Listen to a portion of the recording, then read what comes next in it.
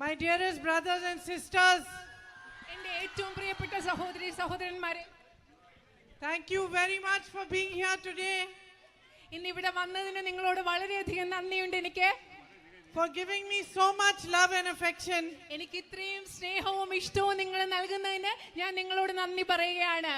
Everywhere I go, you are welcoming me like a member of your family.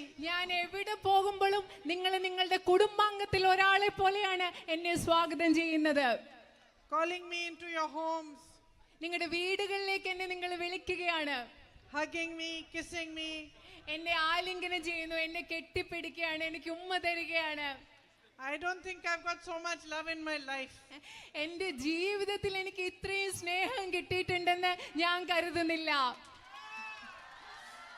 I'm going to tell my children that they better start hugging me more. ഞാൻ എൻ്റെ കുട്ടികളോട് പറയാൻ പോവുകയാണ് അവരെന്നെ കൂടുതൽ ആലിംഗനം ചെയ്യണം, കൂടുതൽ കെട്ടിപ്പിടിക്കണമെന്ന് ഞാൻ എൻ്റെ കുട്ടികളോട് ഇനി പറയാൻ പോവുകയാണ്. Because they have competition from you. കാരണം അവർക്ക് നിങ്ങളുടെ കയ്യിൽ നിന്ന് മത്സരമാണ് എന്നെ കെട്ടിപ്പിടിക്കുന്ന കാര്യത്തിൽ. ഇനി എൻ്റെ കുട്ടികളും നിങ്ങളും തമ്മിലാണ് മത്സരം. You know, my brother Rahul loves you. നിങ്ങൾക്കറിയാമോ, എൻ്റെ സഹോദരൻ രാഹുൽ നിങ്ങളെ ഒരുപാട് സ്നേഹിക്കുന്നുണ്ട്. I can say really honestly സത്യസന്ധമായിട്ടാണ് ഞാനത് പറയുന്നത്. that you are a piece of his heart. Rahul ഗാന്ധിയുടെ ഹൃദയത്തിന്റെ ഒരു ഭാഗമാണ് നിങ്ങളെന്ന് എനിക്ക് സത്യസന്ധതയോടുകൂടി നിങ്ങളോട് പറയാൻ സാധിക്കും. I'm sure you know that his career in politics, which is now more than 20-25 years, has not been an easy one. നിങ്ങൾക്ക് അറിയാവുന്നതുപോലെ രാഹുൽ ഗാന്ധി അദ്ദേഹം രാഷ്ട്രീയത്തിൽ വന്നിട്ട് ഏകദേശം 20-25 വർഷങ്ങളായി.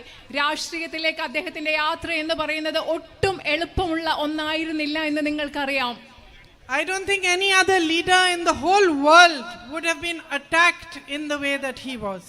എങ്ങനെയാണോ അദ്ദേഹം ആക്രമിക്കപ്പെട്ടതുപോലെ അതുപോലെ ലോകത്ത് ഒരു നേതാവിനെ പോലും ഇങ്ങനെ ആക്രമിച്ചിട്ടില്ല എന്ന് ഞാൻ കരുതുകയാണ്. The BJP under Narendra Modi ji carried out a full campaign on social media, put a lot of resources into it to humiliate him and to publicly tarnish his reputation. അദ്ദേഹത്തെ അവഹേളിക്കുന്നതിന് വേണ്ടി, അദ്ദേഹത്തിന്റെ സത്കീർത്തി ഇല്ലാതാക്കുന്നതിന് വേണ്ടി, കളങ്കപ്പെടുത്തുന്നതിന് വേണ്ടി നരേന്ദ്രമോദിയും BJPയും മാധ്യമങ്ങളും സമൂഹ മാധ്യമങ്ങളും ഉപയോഗിച്ച് ഒരുപാട് പൈസയും വിഭവങ്ങളും ചെലവാക്കി ഒരു വലിയ പ്രചാരണം തന്നെ നടത്തുകയുണ്ടായി. Most people believed this campaign. പലരും, ഒരുപാട് ആളുകൾ ഈ പ്രചരണത്തിൽ വിശ്വസിച്ചു. Many people turned their backs on him. ഒരുപാട് ആളുകൾ എൻ്റെ സഹോദരനെതിരെ പുറംതിരിഞ്ഞു നിന്നു. But it was you, my sisters and brothers, who put your faith in him, who realized that this man is being attacked because he is standing for the truth. He is fighting for what is right. എൻ്റെ പ്രിയപ്പെട്ട സഹോദരി സഹോദരന്മാരെ, അദ്ദേഹത്തിനെതിരെ എല്ലാവരും പുറംതിരിഞ്ഞ സമയത്ത് നിങ്ങളാണ്, ഇവിടുത്തെ ജനങ്ങളാണ് അദ്ദേഹത്തിനോടൊപ്പം നിന്ന് അദ്ദേഹം സത്യത്തിന് വേണ്ടിയാണ് പോരാടുന്നതെന്ന് മനസ്സിലായി, ശരിക്ക് വേണ്ടിയാണ് പോരാടുന്നതെന്ന് മനസ്സിലായി അദ്ദേഹത്തോടൊപ്പം നിന്നത് ഇവിടുത്തെ ജനങ്ങളാണ്. You understood why he was being attacked. നിങ്ങൾക്ക് മനസ്സിലായി എന്തുകൊണ്ടാണ് അദ്ദേഹം ആക്രമിക്കപ്പെട്ടതെന്ന്. Because throughout the history of mankind, those who have stood for the truth, those who have fought for what is right, have fought a very lonely battle, and they have been attacked mercilessly by those who are deceitful and divisive. നിങ്ങൾക്കത് മനസ്സിലായി. കാരണം മനുഷ്യരാശിയുടെ ചരിത്രം പരിശോധിച്ചാൽ ആരാണോ സത്യത്തിന് വേണ്ടി, ആരാണോ ശരിക്ക് വേണ്ടി നിലകൊണ്ടിട്ടുള്ളത്, അവർക്ക് വളരെ ബുദ്ധിമുട്ടുള്ള ആക്രമണം വഞ്ചനാത്മകമായ ശക്തികളിൽ നിന്ന് എല്ലാ കാലത്തും നേരിടേണ്ടി വന്നിട്ടുണ്ട്. My sisters and brothers, I am Rahul's sister. എൻ്റെ സഹോദരി സഹോദരന്മാരെ, ഞാൻ രാഹുലിന്റെ സഹോദരിയാണ്. I know that he got his strength to walk those 4,000 kilometers from Kanyakumari to Kashmir from you. എനിക്കറിയാം, കന്യാകുമാരി മുതൽ കശ്മീർ വരെ 4000 കിലോമീറ്റർ നടക്കാനുള്ള ശക്തി അദ്ദേഹത്തിന് ലഭിച്ചത് നിങ്ങൾ ഓരോരുത്തരിൽ നിന്നുമാണെന്ന് എനിക്കറിയാം. It was your love that gave him courage. നിങ്ങളുടെ സ്നേഹം, എൻ്റെ സഹോദരൻ രാഹുലിന് ധൈര്യം നൽകിയത് നിങ്ങളുടെ സ്നേഹമാണ്. And he walked from Kanyakumari to Kashmir He traveled from Manipur to Mumbai in the name of unity, in the name of love, in the name of peace. ഐക്യത്തിന് വേണ്ടി, സ്നേഹത്തിന് വേണ്ടി, സമാധാനത്തിന് വേണ്ടിയാണ് അദ്ദേഹം കന്യാകുമാരി മുതൽ കശ്മീർ വരെ 4000 കിലോമീറ്റർ നടന്നതും മണിപ്പൂർ മുതൽ ബോംബെ വരെ 4000 കിലോമീറ്റർ യാത്ര ചെയ്തതും. You are the people of Wayanad. You have a rich and deep history of standing up for what is right. എന്താണ് ശരി, അതിനു വേണ്ടി നിലകൊള്ളുന്ന ഒരു ചരിത്രം, ആഴമുള്ള ഒരു ചരിത്രം വയനാട്ടിലെ ജനങ്ങളായ നിങ്ങൾക്കുണ്ട്. Your forefathers fought for the freedom of India. ഇന്ത്യയുടെ സ്വാതന്ത്ര്യത്തിന് വേണ്ടി നിങ്ങളുടെ പൂർവ്വ പിതാമഹന്മാർ പോരാടിയിട്ടുണ്ട്. And you're an example even today of what India really stands for. India എന്ന രാജ്യം എന്തിനു വേണ്ടിയാണോ നിലനിൽക്കുന്നത് അതിന്റെ ഒരു ഉദാഹരണമാണ് ഇന്നും ഇവിടുത്തെ ജനങ്ങൾ. You have the Manakkunu temple here. You have St. Mary's Forona church here. You have mosques here. നിങ്ങൾക്ക് ഇവിടെ മണക്കുന്ന ക്ഷേത്രമുണ്ട്, സെന്റ് മേരീസ് ഫൊറോണ പള്ളിയുണ്ട്, അതുപോലെ നിങ്ങൾക്ക് മോസ്കുകളുണ്ട്. You live in harmony, whether you are Hindus, Muslims, Christians. നിങ്ങൾ ഹിന്ദുക്കളാകട്ടെ, മുസ്ലിമുകളാവട്ടെ, ക്രിസ്ത്യാനികളാകട്ടെ, നിങ്ങൾ ഐക്യത്തോടുകൂടി ഒത്തൊരുമയോടുകൂടിയാണ് ഇവിടെ ജീവിക്കുന്നത്. The divisive politics of the BJP has not touched your spirit. നിങ്ങളുടെ ആത്മാവിനെ, നിങ്ങളുടെ ചൈതന്യത്തെ ബിജെപിയുടെ വിഭജന രാഷ്ട്രീയം ഇതുവരെ സ്പർശിച്ചിട്ടില്ല. You have the true spirit of India within you. ഇന്ത്യയുടെ യഥാർത്ഥ ചൈതന്യം എന്ന് പറയുന്നത്, ഇന്ത്യയുടെ യഥാർത്ഥം എന്ന വീര്യം എന്ന് പറയുന്നത് അത് നിങ്ങളിലുണ്ട്, ഇവിടുത്തെ ജനങ്ങളിലുണ്ട്. And look what a beautiful place this is. ഒന്ന് നോക്കുക, എത്ര മനോഹരമായ ഒരു പ്രദേശമാണിത്. You really should be proud and you're really fortunate to be the people of Wayanad. ശരിക്കും നിങ്ങൾക്ക് അഭിമാനം വേണം. ഇവിടുത്തെ ജനങ്ങളായി ജീവിക്കുക എന്ന് പറഞ്ഞതിന് നിങ്ങൾ ഭാഗ്യം ചെയ്തവരായിട്ട് നിങ്ങൾ കരുതണം. So much natural beauty. എന്തുമാത്രം പ്രകൃതി സൗന്ദര്യമാണ് ഇവിടെ ഉള്ളത്. So much beauty of spirit. നിങ്ങളുടെ ഉള്ളിന്റെ ഉള്ളിൽ നിങ്ങളുടെ ചൈതന്യത്തിന് എത്രമാത്രം മനോഹരതയാണുള്ളത്. And so much real potential. അതുമാത്രമല്ല, എന്തുമാത്രം സാധ്യതകളാണ് ഈ പ്രദേശത്തിനുള്ളത്. And yet I know, and wherever I have been going, I have also been listening to the problems that you are facing. എന്നാലും എനിക്കറിയാം, ഞാൻ എവിടെ പോകുമ്പോഴും നിങ്ങൾ നേരിടുന്ന ബുദ്ധിമുട്ടുകൾ, പ്രശ്നങ്ങൾ എന്തൊക്കെയാണെന്ന് ഞാൻ കേട്ടുകൊണ്ടിരിക്കുകയാണ്. Unemployment is at an all-time high throughout the country. രാജ്യം മുഴുവൻ തൊഴിലില്ലായ്മ എന്ന് പറയുന്നത് ഏറ്റവും കൂടിയ നിരക്കുള്ള സമയമാണിത്. Prices have risen so much that all my sisters over here are having difficulty making ends meet. കാരണം വിലക്കയറ്റം അത്രമാത്രമുണ്ട്. അതുകൊണ്ട് എൻ്റെ ഇവിടെയുള്ള സഹോദരിമാർക്ക് ജീവിതം മുൻപോട്ട് കൊണ്ടുപോകുക എത്ര ബുദ്ധിമുട്ടാണെന്നറിയാം. It's difficult for you. If somebody in the family falls sick, if there is a problem, you have to take a loan for someone's education. It's difficult to repay those loans. നിങ്ങൾക്കറിയാമോ, വീട്ടിൽ ആർക്കെങ്കിലും ഒരു അസുഖം വരുന്നു, ആരുടെയെങ്കിലും വിദ്യാഭ്യാസത്തിന് വേണ്ടി നിങ്ങൾക്ക് കടം വാങ്ങിക്കേണ്ടി വരുന്നു, അത് തിരിച്ചു കൊടുക്കാൻ നിങ്ങൾക്ക് പറ്റാതെ വരുന്നു. ഇതൊക്കെ എത്ര ബുദ്ധിമുട്ടാണെന്നറിയാം. This morning I went to some farms where the farmers are growing banana, pepper, cinnamon. ഇന്ന് രാവിലെ ഞാൻ കുറച്ച് കൃഷി സ്ഥലങ്ങളിൽ പോയി. അവിടെ വാഴ കൃഷി നടത്തുന്ന, കുരുമുളക്, കറുവാപ്പട്ട കൃഷിയൊക്കെ നടത്തുന്ന സ്ഥലങ്ങളിലേക്ക് ഞാൻ ഇന്ന് രാവിലെ പോയി. They are family of many brothers. അത് കുറേ സഹോദരന്മാരുടെ ഒരു കുടുംബമാണത്. So after we had walked around their farms and they had explained to me what the problems and issues are, I asked them, so what is the future you see for yourself and your family? അവിടെ ഞാൻ അവരുടെ കൃഷി സ്ഥലങ്ങളൊക്കെ കണ്ട് അവരോട് കുറച്ച് സംസാരിച്ച് അവിടെ നടന്ന ശേഷം ഞാൻ അവരോട് ചോദിച്ചു, നിങ്ങൾ എന്ത് ഭാവിയാണ് നിങ്ങൾക്ക് വേണ്ടി കാണുന്നത്? And one of them said, what future? I want to sell my land now. I want to move somewhere else closer to the road. അവിടെ ഒരാൾ പറയാ, എന്ത് ഭാവിയാ, ഒരു ഭാവിയും കാണാൻ പറ്റുന്നില്ല, എനിക്ക് എൻ്റെ ഭൂമി വിട്ടിട്ട് റോഡിനരികത്തുള്ള ഏതെങ്കിലും സ്ഥലത്തേക്ക് മാറി താമസിക്കണം. അങ്ങനെയാണ് ഒരു കർഷകൻ പറഞ്ഞത്. He said, I'm not getting the right price for my crops. അദ്ദേഹം പറഞ്ഞത്, എൻ്റെ വിളകൾക്ക് കൃത്യമായ ആവശ്യമുള്ള വില എനിക്ക് കിട്ടുന്നില്ല.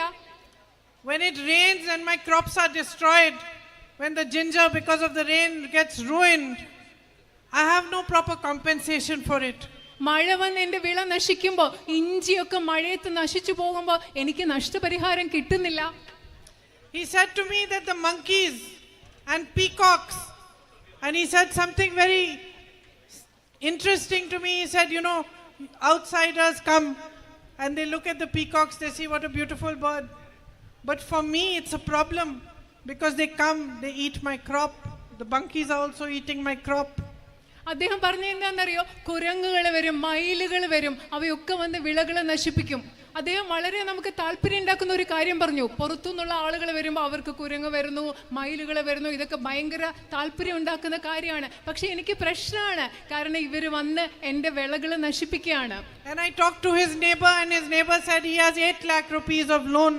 ഞാൻ അദ്ദേഹത്തിന്റെ അയൽക്കാരനോട് സംസാരിച്ചു. അദ്ദേഹം എന്താ പറഞ്ഞത്? അദ്ദേഹത്തിന് 8 ലക്ഷം രൂപ കടമുണ്ട്.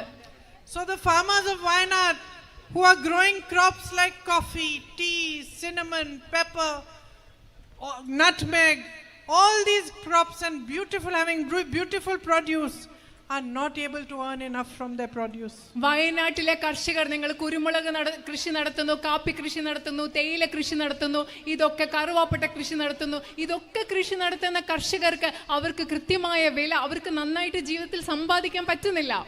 At the same time, I met some laborers yesterday and I asked them, what is the biggest issue? അതുപോലെ ഞാൻ ഇന്നലെ കുറച്ച് തൊഴിലാളികളെ കണ്ടു. അവരോട് ഞാൻ ചോദിച്ചു, നിങ്ങളുടെ ഏറ്റവും വലിയ പ്രശ്നം എന്താണ്? They were timber loaders. അവര് തടിപ്പണി ചെയ്യുന്നവര്, അത് ലോഡ് ചെയ്യുന്നവരാണ്.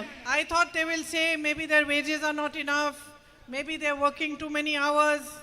ഞാൻ വിചാരിച്ചു അവരുടെ പ്രശ്നം എന്ന് പറയുന്നത് അവർക്ക് ആവശ്യത്തിനുള്ള ശമ്പളം കിട്ടുന്നില്ല, അല്ലെങ്കിൽ അവർ ഒത്തിരി നേരം ജോലി ചെയ്യുകയാണ് എന്നൊക്കെ ഞാൻ കരുതി. But immediately they said, the biggest problem here is we want a medical college in Wayanad. പക്ഷെ നിങ്ങൾക്കറിയോ, അവർ പെട്ടെന്ന് ഞാൻ എന്താണ് നിങ്ങളുടെ പ്രധാന പ്രശ്നം എന്ന് ചോദിച്ചപ്പോൾ അവർ പറഞ്ഞത് എന്താണെന്നറിയോ? ഞങ്ങൾക്ക് ഇവിടെ ഒരു മെഡിക്കൽ കോളേജ് വേണം, അതാണ് അവർ പറഞ്ഞത്. And then the second thing they said is that we want a road, we want the night ban lifted, we want a passage. അവർ പിന്നെ രണ്ടാമത് പറഞ്ഞത്, ഞങ്ങൾക്ക് റോഡ് വേണം, ഈ രാത്രി യാത്രാ നിരോധനം ഇവിടെ മാറ്റണം, ഞങ്ങൾക്ക് യാത്ര ചെയ്യാൻ പറ്റണം, അതാണ് അവർ രണ്ടാമതായി പറഞ്ഞത്. I met Manrega workers. They were working in a tea garden. I asked them, my sisters, what is your biggest trouble? അവിടെ ഒരു തേയിലത്തോട്ടത്തിൽ ജോലി ചെയ്തിരുന്ന തൊഴിലുറപ്പ് തൊഴിലാളികളെ ഞാൻ കണ്ടു. ഞാൻ അവരോട് ചോദിച്ചു, എൻ്റെ പ്രിയപ്പെട്ട സഹോദരിമാരെ, നിങ്ങളുടെ ഏറ്റവും വലിയ പ്രശ്നം എന്താണ്? And after telling me that Manrega wages are very low now, less jobs are given on Manrega, they also said, we want a medical college. അവരെന്നോട് ആദ്യം പറഞ്ഞു, അവർക്ക് തൊഴിലുറപ്പിൽ ഇപ്പൊ ശമ്പളം കുറവാണ് കിട്ടുന്നത്, തൊഴിലുറപ്പിൽ അവർക്ക് കിട്ടുന്ന ജോലിയും കുറവാണ്. ഇത് രണ്ടും പറഞ്ഞ ശേഷം അവരും എന്നോട് എന്താ പറഞ്ഞതെന്നറിയോ? ഞങ്ങൾക്കൊരു മെഡിക്കൽ കോളേജ് വേണം. So wherever I am going, I am understanding a few things. I am understanding that life is difficult. It is a struggle for you. You are trying very hard. You work hard in the fields. You work hard wherever you have a job. You are trying very hard. But despite all your efforts, still there are too many difficulties. ഞാൻ എവിടെ പോകുമ്പോഴും ആളുകളോട് സംസാരിക്കുമ്പോഴും എനിക്ക് മനസ്സിലാക്കാൻ സാധിക്കുന്നത്, നിങ്ങൾ ഒരുപാട് കഷ്ടപ്പെടുകയാണ്. നിങ്ങൾ നിങ്ങളുടെ കൃഷിയിടങ്ങളിൽ ജോലി ചെയ്യുന്നു, അല്ലാതെ ജോലി ചെയ്യുന്നു, പക്ഷെ നിങ്ങൾക്ക് ഒരുപാട് ബുദ്ധിമുട്ടുകളുണ്ട്. ജീവിതം മുൻപോട്ട് കൊണ്ടുപോകാൻ നിങ്ങൾക്ക് ഒരുപാട് പ്രശ്നങ്ങളുണ്ടെന്ന് എനിക്ക് മനസ്സിലാകുന്നുണ്ട്.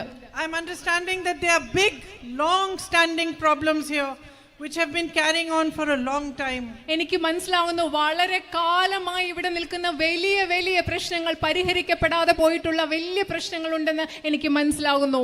The first one is that you need a good healthcare system. You need a good, at least a good first class quality hospital here, and therefore you need that medical college to give you its full facilities. അതുകൊണ്ട് നിങ്ങൾക്ക് ഇവിടെ ആദ്യം വേണ്ടത്, പ്രാഥമികമായി വേണ്ടത്, നിങ്ങൾക്കൊരു first class സൗകര്യമുള്ള നല്ല നിലവാരമുള്ള ഒരു ആരോഗ്യ സംവിധാനം ഇവിടെ വേണം. എല്ലാ സൗകര്യങ്ങളോടും കൂടിയ ഒരു മെഡിക്കൽ കോളേജും സൗകര്യങ്ങളും നിങ്ങൾക്ക് വേണം എന്നതാണ് പ്രധാന പ്രശ്നമെന്ന് എനിക്ക് മനസ്സിലാകുന്നു.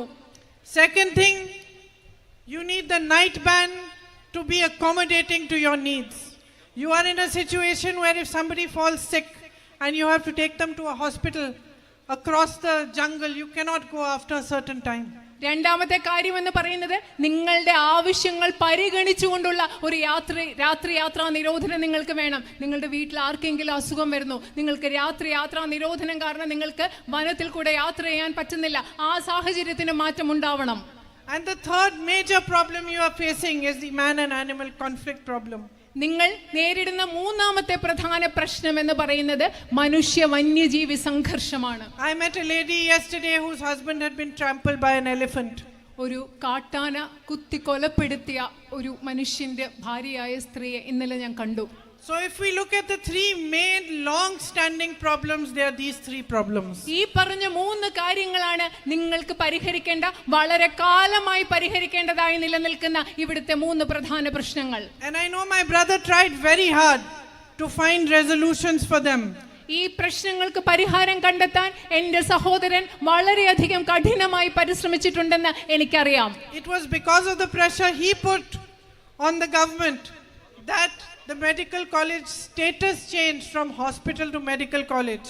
എൻ്റെ സഹോദരൻ ഗവൺമെന്റിൽ ചെലുത്തിയ സമ്മർദ്ദത്തിന്റെ ഫലമായിട്ടാണ് മെഡിക്കൽ കോളേജിന്റെ അവിടെയുള്ള ആശുപത്രിയുടെ പദവി മെഡിക്കൽ കോളേജ് എന്നെങ്കിലും മാറ്റാൻ ഈ ഗവൺമെന്റ് തയ്യാറായത്. But unfortunately, due to its own politics, the government still has not given the facilities of a medical college there. പക്ഷെ ദൗർഭാഗ്യകരമെന്ന് പറയട്ടെ, രാഷ്ട്രീയം കളിക്കുന്നത് കാരണം ആ ഗവൺമെന്റ് ഇതുവരെ നിങ്ങൾക്ക് അവിടെ മെഡിക്കൽ കോളേജിന് വേണ്ടി ഒരു സൗകര്യങ്ങളും നൽകിയിട്ടില്ല. To find a solution for the problem of the roads and the night ban, my brother has written to the ministries and put pressure on them as well. ഇവിടെയുള്ള റോഡുകളുടെയും അതുപോലെ രാത്രി യാത്രാ നിരോധനത്തിന്റെയും പ്രശ്നം പരിഹരിക്കുന്നതിന് വേണ്ടി അതുമായിട്ട് ബന്ധപ്പെട്ട മന്ത്രാലയങ്ങൾക്ക് എൻ്റെ സഹോദരൻ കത്തെഴുതിയിട്ടുണ്ട്. But my understanding is that these three major problems need to be pushed. We need to continue to fight for them, continue to fight in parliament on every platform, petition the ministries, go and put pressure so that we find reasonable solutions for them. എൻ്റെ മനസ്സിലാക്കൽ എന്ന് പറഞ്ഞാൽ നിങ്ങളോട് നേരത്തെ പറഞ്ഞ ഈ മൂന്ന് പ്രധാന പ്രശ്നങ്ങൾ, മെഡിക്കൽ കോളേജ്, മനുഷ്യ വന്യജീവി സംഘർഷം, രാത്രി യാത്രാ നിരോധനം, ഇത് പരിഹരിക്കാൻ വേണ്ടി നമ്മൾ നിരന്തരം സമ്മർദ്ദം ചെലുത്തേണ്ടിയിരിക്കുന്നു. അതിനുവേണ്ടി ഏതറ്റം വരെ നമ്മൾ പോരാടുകയും പ്രവർത്തിക്കുകയും ചെയ്യേണ്ടിയിരിക്കുന്നു. So these are your three big problems which exist for a long time and we have to put pressure to solve them. ഇതാണ് വളരെ കാലങ്ങളായി നിലനിൽക്കുന്ന നിങ്ങളുടെ മൂന്ന് പ്രധാനപ്പെട്ട പ്രശ്നങ്ങൾ. ഇത് പരിഹരിക്കാൻ വേണ്ടി നമുക്ക് ശ്രമിക്കേണ്ടിയിരിക്കുന്നു. On the other hand, we also have to work to maximize your potential. മറ്റൊരു വശത്ത് ഇവിടുത്തെ കഴിവ്, ഇവിടുത്തെ സാധ്യതകൾ ഏറ്റവും പരമാവധിയായി മാറ്റുന്നതിന് വേണ്ടി നമുക്ക് ഒരുമിച്ച് പ്രവർത്തിക്കേണ്ടിയിരിക്കുന്നു. To increase employment opportunities right here in Wayanad. Wayanad എന്ന് പറയുന്ന ഈ പ്രദേശത്ത് തൊഴിലവസരങ്ങൾ കൂടുതൽ വർദ്ധിപ്പിക്കുന്നതിന് വേണ്ടി നമുക്ക് പ്രവർത്തിക്കേണ്ടിയിരിക്കുന്നു. And how can we do that? നമുക്കത് എങ്ങനെ ചെയ്യാൻ സാധിക്കും? I think a very strong push for tourism. വളരെ ശക്തമായിട്ട് വിനോദസഞ്ചാരത്തെ വികസിപ്പിക്കാൻ നമ്മൾ ശ്രദ്ധിക്കണം. Different kinds of tourism also, like eco-tourism, spiritual tourism. പരിസ്ഥിതിയുമായിട്ട് ബന്ധപ്പെട്ട വിനോദസഞ്ചാരം, അതുപോലെ ആത്മീയ വിനോദസഞ്ചാരം, അങ്ങനെ പല തരത്തിലുള്ള വിനോദസഞ്ചാരം നമുക്കിവിടെ വളർത്തണം. And of course all the natural beauty that you already have. അത് മാത്രമല്ല നിങ്ങൾക്ക് ഇവിടെയുള്ള മനോഹരമായ പ്രകൃതി സൗന്ദര്യം അതും നമുക്ക് വളർത്തണം. With a proper infrastructure and with support to the tourism industry, to the small homestays, to everybody who is trying to make a living from there, we can do a lot more. നമ്മൾ ഇവിടുത്തെ അടിസ്ഥാന സൗകര്യങ്ങൾ വികസിപ്പിക്കുന്നത് പോലെ, അതുപോലെ home stay പോലെ, ഒരു ജീവനോപാധിയായി home stay പോലെ നടത്തുന്നവർ, അവർക്കെല്ലാം ഒരുപാട് പിന്തുണ നൽകുന്നതിലൂടെ വിനോദസഞ്ചാര മേഖലയിൽ നമുക്ക് കുറെ കാര്യങ്ങൾ ചെയ്യാൻ സാധിക്കും. Here in your own area, there's so much potential, like Tushargiri, Padakkayam, Aripara, Teparmala. All these can be developed for tourism also. ഉദാഹരണത്തിന് നിങ്ങളുടെ തന്നെ ഈ മേഖലയിൽ തുഷാരഗിരി, പടക്കയം, അരിപ്പാറ, തേപ്പർമല തുടങ്ങിയ പ്രദേശങ്ങളെല്ലാം നമുക്ക് വിനോദസഞ്ചാരത്തിന്റെ ഭാഗമായി വികസിപ്പിക്കാൻ സാധിക്കും. Even the Manakunu temple and the St. Mary's Forona church can be developed as pilgrimage sites. അത് മാത്രമല്ല തീർത്ഥാടന കേന്ദ്ര നമുക്ക് അവിടെയുള്ള അമ്പലവും അതുപോലെ തന്നെ saint forane church, ma'am can I have the look at the temple's name, മണക്കുന്നു ക്ഷേത്രവും അതുപോലെ സെയിന്റ് ഫൊറോണ പള്ളിയും നമുക്ക് പിൽഗ്രിമേജ് തീർത്ഥാടനത്തിന് വേണ്ടി കേന്ദ്രങ്ങളായി വികസിപ്പിച്ചെടുക്കാൻ സാധിക്കും. Thank you. And at the same time, as we focus on tourism, we must also focus on agriculture and on the farmers who are having such great difficulties. അത് മാത്രമല്ല വിനോദസഞ്ചാരത്തിൽ ശ്രദ്ധ കേന്ദ്രീകരിക്കുന്ന അതേ സമയം തന്നെ നമ്മൾ കൃഷിയിൽ ശ്രദ്ധ കേന്ദ്രീകരിക്കണം. കഷ്ടപ്പെടുന്ന കർഷകരിൽ നമ്മൾ ശ്രദ്ധ കേന്ദ്രീകരിക്കണം. And I think the best way to help is to put strong focus on food processing. അതിൽ നമുക്ക് ചെയ്യാൻ പറ്റുന്ന ഏറ്റവും വലിയ കാര്യം എന്ന് പറയുന്നത് ഭക്ഷ്യ സംസ്കരണത്തിൽ ഏറ്റവും കൂടുതൽ ശ്രദ്ധിക്കുക എന്നതാണ്. Marketing of your products. നിങ്ങൾ ഉണ്ടാക്കുന്ന ഉൽപ്പന്നങ്ങൾ മാർക്കറ്റിൽ വിപണിയിൽ എത്തിക്കണം. packaging of your products, അതൊക്കെ നന്നായിട്ട് പാക്കേജ് ചെയ്ത് മാർക്കറ്റിൽ എത്തിക്കണം, വിപണിയിൽ so എത്തിക്കണം. that you get a good price for them. അതുകൊണ്ട് നിങ്ങൾക്ക് അതിനെ നിങ്ങളുടെ ഉൽപ്പന്നങ്ങൾക്ക് നല്ല വില കിട്ടുന്ന അവസ്ഥയിൽ അവയെ എത്തിക്കണം. I have seen your spices. I was telling the farmer this morning that the cinnamon from here, when you boil it, the water becomes red and it's beautifully scented. And the cinnamon I get in Delhi has no scent. And if you boil it, the water remains the same color. ഞാൻ ഇവിടുത്തെ നിങ്ങളുടെ സുഗന്ധദ്രവ്യങ്ങൾ കണ്ടിട്ടുണ്ട്. ഇന്ന് ഞാൻ രാവിലെ കർഷകരോട് പറയായിരുന്നു, ഇവിടുന്ന് കിട്ടുന്ന കറിവേപ്പട്ടയൊക്കെ നമ്മൾ കൊണ്ടുപോയി വെള്ളത്തിലിട്ട് തിളപ്പിക്കുമ്പോൾ നല്ല മനോഹരമായ മണം ഉണ്ട്, അതുപോലെ ചുമന്ന കളറാകും വെള്ളം. പക്ഷെ എനിക്ക് ഡൽഹിയിൽ നിന്ന് കിട്ടുന്ന കറിവേപ്പട്ടയ്ക്കൊന്നും ആ ഒരു മണവും ഇല്ല, ആ കളറും മാറുന്നില്ല. So these spices which you grow over here should be known in the whole of the world. Everybody should know that this cinnamon is from Wayanad. It's the best in the world. നിങ്ങളിവിടെ വളർത്തുന്ന, നിങ്ങളിവിടെ കൃഷി ചെയ്യുന്ന സുഗന്ധദ്രവ്യങ്ങൾ ലോകം മുഴുവൻ അറിയണം. ഇത് കാണുന്നുടനെ ഇത് വയനാട്ടിലേതാണെന്ന് കാണുമ്പോൾ ആളുകൾ പറയണം, ഇത് ലോകത്തിലെ ഏറ്റവും മികച്ചതാണെന്ന് ആളുകൾ പറയണം. And by strengthening this potential of yours, we can make Wayanad develop even more. We can create better futures. We can create more jobs for the people here, for all of you, for all your children. നിങ്ങൾക്ക് ഈ സാധ്യതകളൊക്കെ, ഈ പ്രദേശത്തെ ഈ സാധ്യതകളൊക്കെ വികസിപ്പിച്ചെടുക്കുന്നതിലൂടെ നിങ്ങൾക്കൊരു മെച്ചപ്പെട്ട ഭാവി ഉണ്ടാക്കാൻ സാധിക്കും. നിങ്ങൾക്ക് കൂടുതൽ തൊഴിലുകൾ ഇവിടെ തന്നെ ഉണ്ടാക്കാൻ സാധിക്കും. നിങ്ങളുടെ കുഞ്ഞുങ്ങൾക്ക് മെച്ചപ്പെട്ട ഒരു ഭാവി ഇവിടെ ഉണ്ടാകും. And I have seen a lot of children playing a lot of sports like soccer, volleyball. ഞാൻ ഒരുപാട് കുട്ടികളെ കണ്ടിട്ടുണ്ട്, ഇവിടെ വയനാട്ടിലെ ഈ പ്രദേശത്ത് കണ്ടിട്ടുണ്ട്, വോളിബോളും ഫുട്ബോളും ഒക്കെ കളിക്കുന്ന കുട്ടികളെ. My son is also a soccer player, so I can see how well the children are playing. എൻ്റെ മകനും ഫുട്ബോൾ കളിക്കുന്ന ഒരാളാണ്. അപ്പോൾ ഈ കുട്ടികൾ കളിക്കുന്ന കാണുമ്പോൾ എനിക്ക് നന്നായിട്ട് പറയാൻ പറ്റും അവർ എത്ര നന്നായിട്ടാണ് കളിക്കുന്നതെന്ന്. And it breaks my heart that they cannot get the same opportunity to hit sports facilities, fix the stadiums which are existing, get them into coaching programs, and have the possibility for them also to go to the best places and play with the best teams in the world. ഇവിടുത്തെ കായിക പരിശീലനവുമായി ബന്ധപ്പെട്ട സ്റ്റേഡിയങ്ങൾ, അതുപോലെ കോച്ചിങ്ങുകൾ, അങ്ങനത്തെ സൗകര്യങ്ങളൊക്കെ വിപുലപ്പെടുത്തി വർദ്ധിപ്പിച്ച് അവർക്ക് മികച്ച പരിശീലനം ലഭിക്കുന്ന ഒരു സാഹചര്യം, അവർക്ക് അവസരങ്ങളുടെ ഒരു വലിയ ലോകം ഇവിടുത്തെ കുട്ടികൾക്ക് തുറന്നു കൊടുക്കണമെന്ന് ഞാൻ ആഗ്രഹിക്കുന്നു. My brother has worked shoulder to shoulder with you.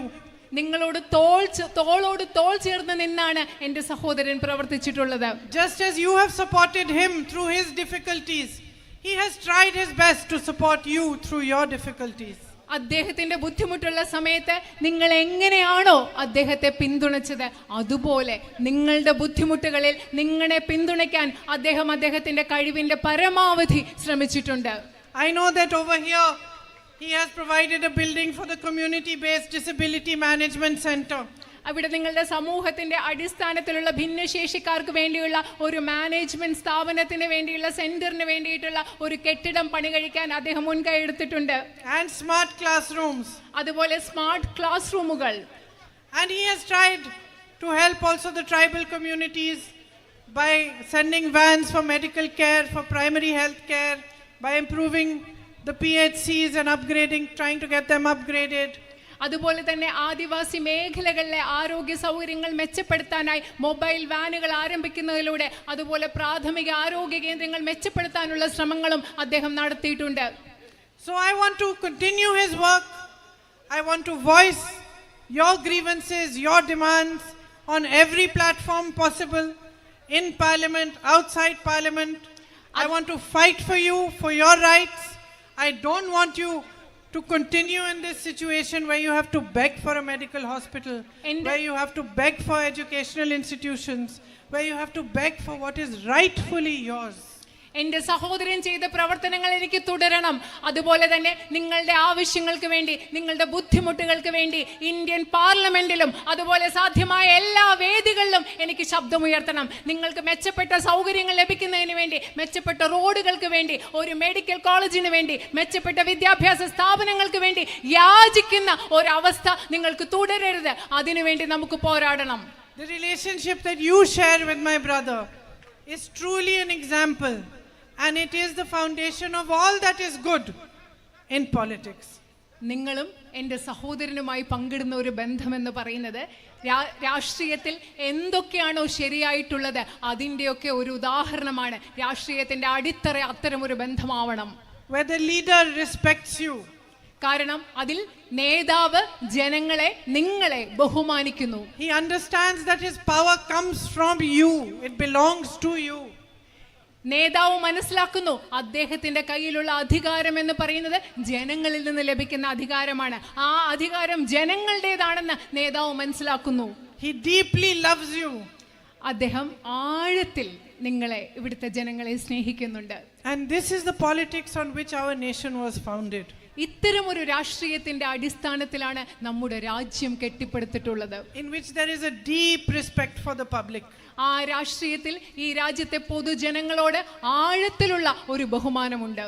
So for me, it is a great honor to be standing here in front of all of you today as the UDF candidate in this election. ഈ തെരഞ്ഞെടുപ്പിൽ ഐക്യ ജനാധിപത്യ മുന്നണി സ്ഥാനാർത്ഥിയായി നിങ്ങളുടെ മുൻപിൽ നിൽക്കുക എന്നത് എന്നെ സംബന്ധിച്ചിടത്തോളം ഏറ്റവും വലിയൊരു ആദരവായിട്ടാണ് ഞാൻ കണക്കാക്കുന്നത്. There is no greater privilege than the love you give me.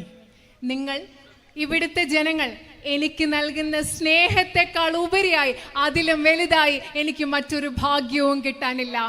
As a human being, there is no greater honor, no greater privilege than when you go and meet people, they smile, they feel happy to see you, they welcome you, they love you. ഒരു മനുഷ്യൻ എന്ന നിലയിൽ നിങ്ങൾക്ക് കിട്ടാൻ പറ്റുന്ന ഏറ്റവും വലിയ ഭാഗ്യവും ആദരവും എന്ന് പറയുന്നത് എന്താണെന്നറിയോ?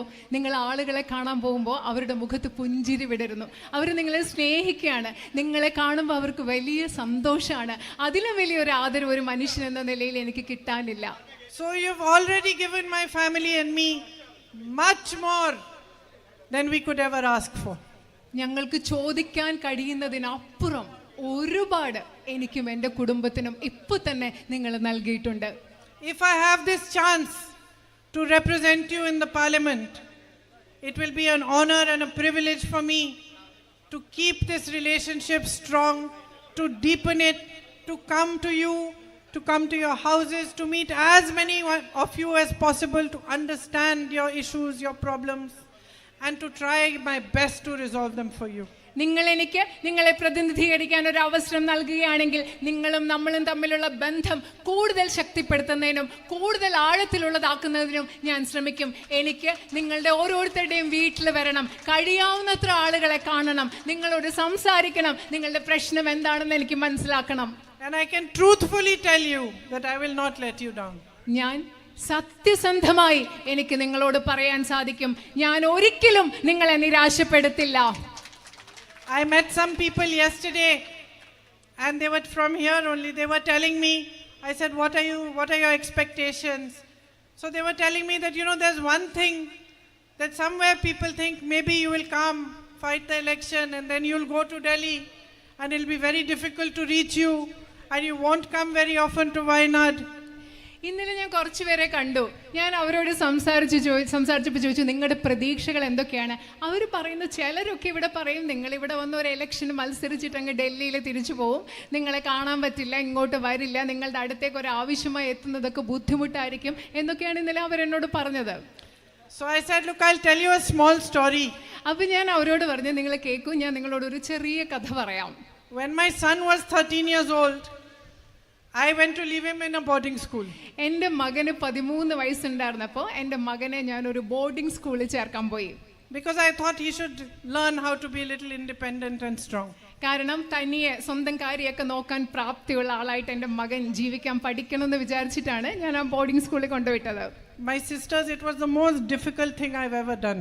എൻ്റെ സഹോദരിമാരെ ഞാൻ പറയട്ടെ, എൻ്റെ ജീവിതത്തിൽ ഞാൻ ചെയ്ത ഏറ്റവും ബുദ്ധിമുട്ടുള്ള കാര്യം അതായിരുന്നു എൻ്റെ മോനെ കൊണ്ട് ബോർഡിംഗ് സ്കൂളിൽ വിടുക എന്ന് പറഞ്ഞത്. I think for 4 days I didn't even get out of my room. I just cried. നിങ്ങൾക്കറിയോ, 4 ദിവസം ഞാൻ എൻ്റെ മുറിയിൽ നിന്ന് പുറത്തിറങ്ങിയേയില്ല, ഞാൻ കരഞ്ഞുകൊണ്ടിരിക്കുകയായിരുന്നു. But I knew it was good for him. പക്ഷെ എനിക്കറിയായിരുന്നു ഞാനത് ചെയ്തത് എൻ്റെ മകനൊരു നല്ല കാര്യത്തിന് വേണ്ടിയാണ് ഞാനത് ചെയ്തത്. And when I was leaving him, the principal of the school and his wife called me. British people. അത് ഞാൻ മോനെ കൊണ്ട് വിട്ടിട്ട് വരാൻ നേരത്തെ ആ സ്കൂളിന്റെ പ്രിൻസിപ്പലും അദ്ദേഹത്തിന്റെ ഭാര്യ എന്നെ വിളിച്ചു. അവർ ബ്രിട്ടീഷുകാരായിരുന്നു. എന്നെ വിളിച്ച് സംസാരിച്ചു.